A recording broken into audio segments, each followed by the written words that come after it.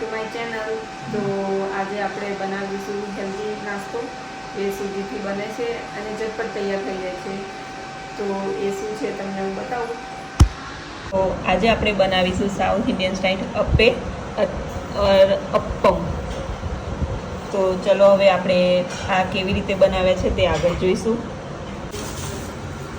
તો અહીંયા આપણે 500 ગ્રામ રવો લીધો છે અને એમાં દહીં ઉમેર્યું છે 4-5 ટેબલ સ્પૂન. તો અહીંયા આપણે ટામેટા ઝીણા ઝીણા કાપી લીધા છે, ગાજર, કેપ્સિકમ, ડુંગળી અને આ છે લસણ અને તીખા મરચાં વાટેલા. તો તમે તમારી પસંદના કોઈ વેજીસ લઈ શકો છો આમાં. તો હવે આપણે બધા જે વેજીટેબલ કાપેલા છે તે એમાં ઉમેરીશું. આ રવાના છે અપ્પે. તમે આપણે ઇડલીનું કે એનું હોય ને અડદની દાળનું એનું વાળાથી બી બને.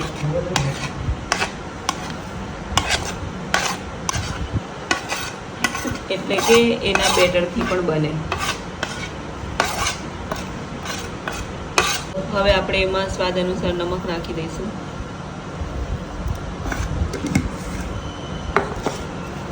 તો મીઠું નાખ્યા પછી હવે આપણે બધું સરખી રીતે મિક્સ કરી દઈશું.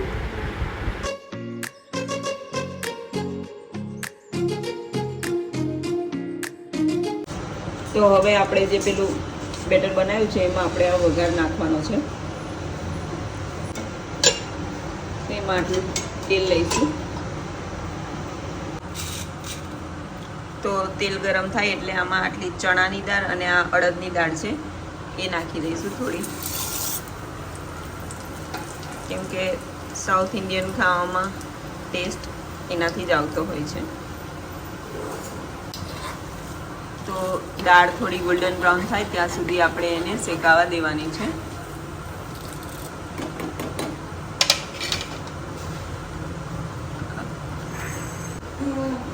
તો હવે આપણે એમાં રાઈથી વઘાર કરીશું.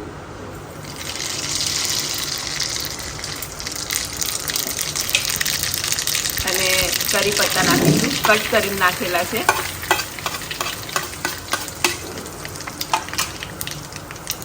અને હિંગ નાખીશું.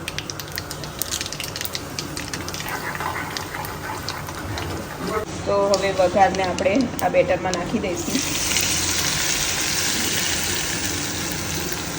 આપણે મિક્સ કરી દીધો છે આમાં. તો આપણે એમાં લીલા દાણા નાખીશું.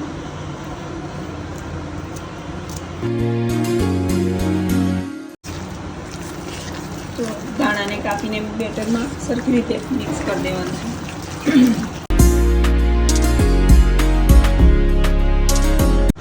તો લાસ્ટમાં આપણે ખાવાનો સોડા નાખીશું.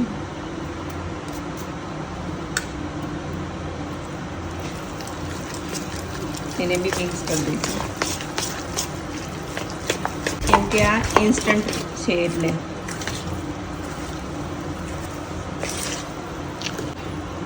તો જરૂરિયાત મુજબ થોડું પાણી એમાં ઉમેરીશું આપણે.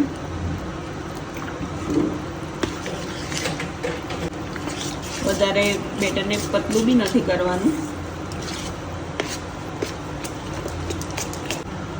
તો આટલી કન્સિસ્ટન્સીમાં પતલો રાખવાનું કે આમ ડ્રોપ થઈ જાય આવી રીતે. એકદમ રની પણ નહીં રાખવાનું. તો અહીંયા આપણું આ રવાનું અપ્પે માટેનું બેટર તૈયાર થઈ ગયું છે. આનાથી તમે ઉત્તપમ પણ બનાવી શકો છો રવાના. તો આપણે અપ્પમનું સ્ટેન્ડ છે તેને ગરમ કરી દીધું છે. હવે એમાં આપણે તેલ નાખીશું.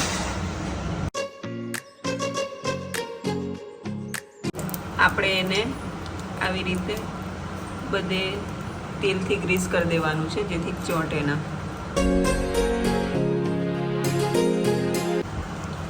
હવે એમાં આપણે એક ચમચીથી થોડું થોડું બેટર એમાં નાખીશું. વધારે ઓવર નહીં કરી દેવાનું કેમ કે થોડા ફૂલશે એટલે.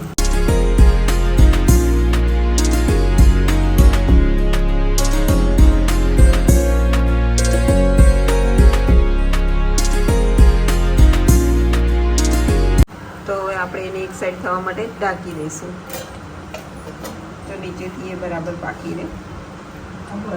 અને આ ટાઈમે આપણે લો ટુ મીડિયમ ગેસ રાખવાનો છે. એકદમ ફાસ્ટ નહીં રાખવાનો, નહીં તો નીચે કાળા થઈ જશે. તો 1 મિનિટ રાખ્યા પછી હવે આપણે એમાં તેલ થોડું ગ્રીસ કરી દઈશું અને પછી એને આપણે પલટાવીશું. તો આપણે એને આવી રીતે પલટાવીને બીજી બાજુ શેકાવા રાખીશું. જો આપણે તેલ સારી રીતે ગ્રીસ કર્યું છે એટલે ચોંટશે નહીં બિલકુલ પણ.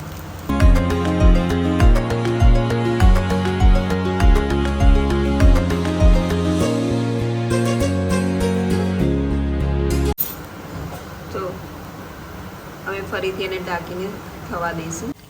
તો આ બંને બાજુ થઈ ગયા છે. એને આપણે એક સ્ટીકથી જો આ થઈ ગયા છે બંને બાજુ.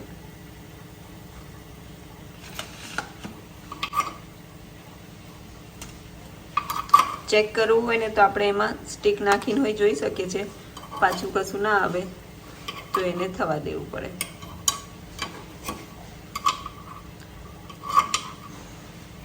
તો ચેક કરવા માટે આવી રીતે સ્ટીકને કરવાની અને આમ ચોખ્ખી પાછી આવે એટલે કે થઈ ગઈ. આ થઈ ગયા છે એવું માની લેવાનું. થોડા ક્રિસ્પી થવા દઈએ. તો હવે આપણે બધા કાઢી લઈશું.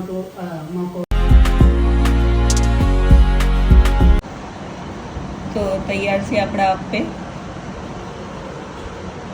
તો તમને બતાવું, ઉપરથી એકદમ ક્રિસ્પી અને અંદરથી સોફ્ટ.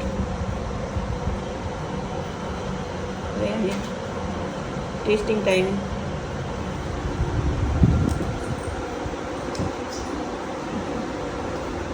તો તમને રેસીપી કેવી લાગી એ જરૂરથી જણાવજો અને ઘરે ટ્રાય કરજો. તો રેસીપી ગમી હોય તો ચેનલને લાઈક, સબસ્ક્રાઈબ અને શેર કરી દેજો. ટાટા.